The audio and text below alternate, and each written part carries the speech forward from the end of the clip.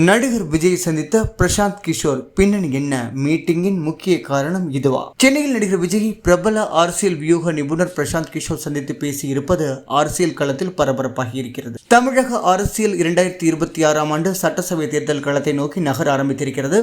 200 தொகுதிகள் இலக்கு என்ற திமுக தேர்தல் வேலைகளை தொடங்கி இருக்கிறது. வலுவான கூட்டணியை உரிய நேரத்தில் அறிவிப்போம் என்று அதிமுகவும் கூறியிருக்கிறது. 2026 ஆண்டு தேர்தல் களத்தில் புதிய கட்சியாக நடிகர் விஜயின் தமிழக வெற்றிக் கழகம் பங்கேற்கிறது.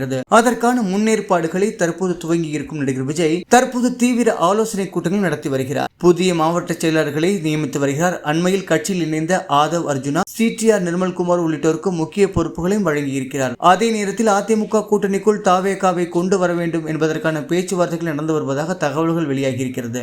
இந்த நிலையில் நடிகர் விஜயுடன் பிரபல அரசியல் வியூக நிபுணர் பிரசாந்த் கிஷோர் திடீர் சந்திப்பு நிகழ்த்தி இருப்பதாக தகவல்கள் வெளியாகியிருக்கிறது. அது மட்டுமின்றி நீலாங்கரில் உள்ள விஜய் இல்லத்தில் இந்த முக்கிய சந்திப்பு நிகழ்ந்திருக்கிறது. சந்திப்பை கட்சியின் தேர்தல் பிரச்சார மேலாண்மை பொதுச் செயலர் ஆதவ் அர்ஜுனா ஏற்பாடு செய்ததாகவும் சந்திப்பின் போது அவர் உடன் இருந்ததாகவும் தகவல்கள் வெளியாகியிருக்கிறது. 2026 ஆண்டு சட்டசபை தேர்தல் குறித்தும் இருதரப்பு பேச்சுவார்த்தை நடத்தியதாகவும் கூட்டணி மற்றும் தேர்தல் செயல் திட்டம் குறித்தும் ஆலோசித்ததாகவும் சொல்லப்படுகிறது.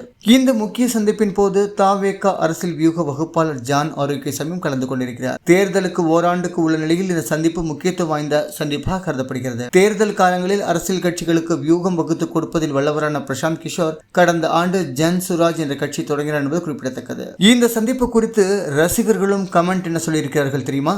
பிரசாந்த் கிஷோர் கட்சி ஆரம்பித்து தோற்று போனவர், அவரை எப்படி இனிமேல் நம்ப முடியும்? அவருடைய தேர்தல் வியூகம் அவருக்கே வேலை செய்யவில்லை. மற்றவர்களிடமிருந்து பணம் எடுப்பது எப்படி என்று நன்றாக தெரிந்தவர். அதனால் அவரது அரசியல் கொள்கைகளை தயவு செய்து நம்ப வேண்டாம் என பதிவிட்டிருக்கிறார்கள். மற்றொரு நபர் பதிவிட்டிருக்கும் கருத்தில், கட்சி தொடங்கி இவ்வளவு சீக்கிரம் இவ்வளவு பெரிய ஆளை பிடிக்கிறார்கள், பல 100 கோடி சம்பளம் தர வேண்டும், இவ்வளவு பணத்தை செலவழித்து ஆட்சியை பிடிக்க அப்படி என்ன அவசரம் விஜய்க்கு? சொந்த பணம் இவ்வளவை இந்த அரசியலுக்கு சூதுக்கு செலவழிக்கும் அளவுக்கு விஜய் ஒன்றும் அப்பா இல்லையே. அப்படி என்றால் யாருடைய பணம் இப்படி செலவு செய்யப்பட போகிறது? நாணயமாக சம்பாதித்த பணமாக இருந்தால் இப்படி அழிக்க தோன்றுமா என கருத்து எழுப்பியிருக்கிறார்கள். மற்றொருவரின் விமர்சனத்தில், பிரசாந்த் கிஷோர் அவரது மாநிலத்தையே வெற்றி பெற முடியவில்லை, எப்படி விஜய்க்கு உதவ போகிறார் என தெரிவித்திருக்கிறார். இருப்பினும் நடிகர் விஜய் பிரசாந்த் கிஷோர் சந்திப்பு அரசியல் களத்தில் நன்றாகவே வேலை செய்திருக்கிறது.